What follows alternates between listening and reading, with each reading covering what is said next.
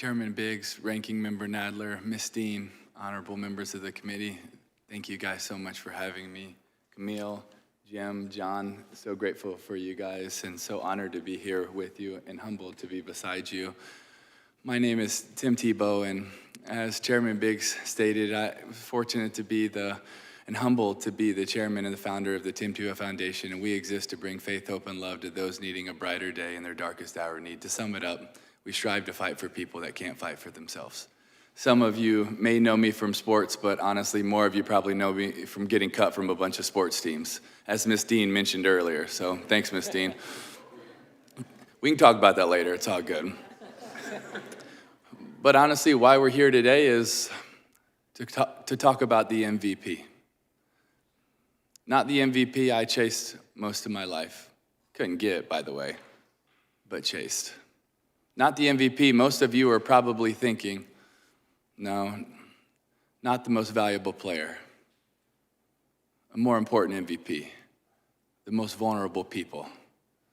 That's why we're here today. A year and a half ago, this awesome lady to my left, Camille Cooper, joined our team, and I asked Camille, I said, Camille, what breaks your heart the most? And she wrote down the number 20,000. And I said, what does that mean? And she said, it's a problem. I said, what problem is that? It's the 20,000 boys and girls that have been abused and raped, and their images and videos have been captured, but nobody has been able to identify them. They're unknown. Until someone knows them, how could somebody rescue them? And I knew that day that my heart was broken and my eyes were open, and we had to do something. So I said, Camille, what do you think's the best approach? And she said, bring the best teams and players together. So we convened a meeting in Lyon, France, with amazing frontline heroes. Homeland Security, Interpol, Europol, NCMEC, ICMEC, ONIMI, Google, so many people and many more came to the table with really two goals. The first one, how many boys and girls are unknown, are unidentified? And it wasn't 20,000. It was over 50,000. And the second goal is how do we protect them? And that's where Operation Renewed Hope was born, led by HSI just a few miles away from here, and so many partners from around the world. And in 15 days, they were able to identify 316 boys and girls. 316 boys and girls. It was an incredible operation, but that's a tiny dent in what we're called to get to. It was amazing work, but it was so small in comparison. And so why we're here today is to be able to ask you to say yes to a bill that we're going to present. And this bill really has one goal: to build a rescue team. Because there's so many frontline warriors and heroes, but there's just not enough. And we need to support them, and we need more of them to get to these 50,000 boys and girls. So this bill is strictly to create a rescue team that has the funding, the support, the training, the technology, so that they can get to these 50,000. You know, I've had the privilege of playing for a lot of sports teams in my life.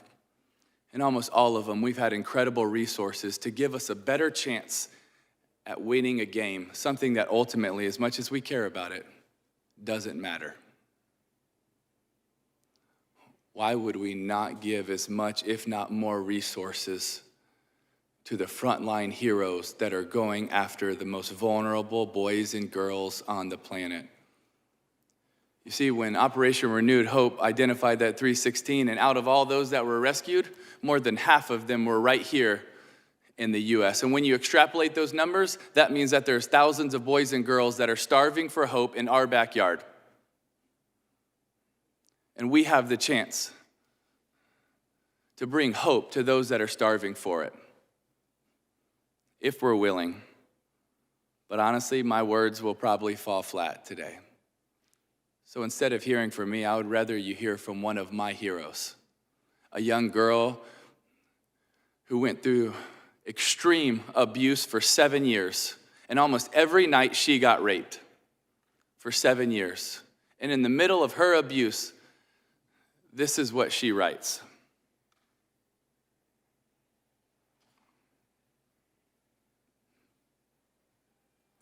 rescue me, help me. Monsters are chasing, can't you see? Monsters are whispering, can't you hear? Monsters are shouting, you're nothing. Can't you feel my pain? Monsters are pushing. End it all, just jump. Can't you hear all the whys I'm asking? Monsters are laughing. You're all alone in this. Can someone please rescue me? This girl and thousands of boys and girls just like her, they're calling out to you and to me. And how many times in my life have I missed the call? Have I missed the mark? Unfortunately, too many. But would today be a day that we wouldn't miss the mark, that we would hear her cries, that we would hear her call, and we would answer the call? Because every single one of those boys and girls is worth us answering the call and doing everything we can so that they can experience the faith, hope, and love that they deserve. Not the bondage and torture that they're in right now. I believe if we build that rescue team, we will have a chance of getting to every one of those boys and girls. I got a message last night from a girl who has been rescued, and she said, "Thank you so much for speaking up for us." And it was humbling to get that. But if all we do today is speak, if all I do is speak, I also miss the mark. We have to do more than just talk about it. We have to act on it and be about it. Thank you for having me, and God bless.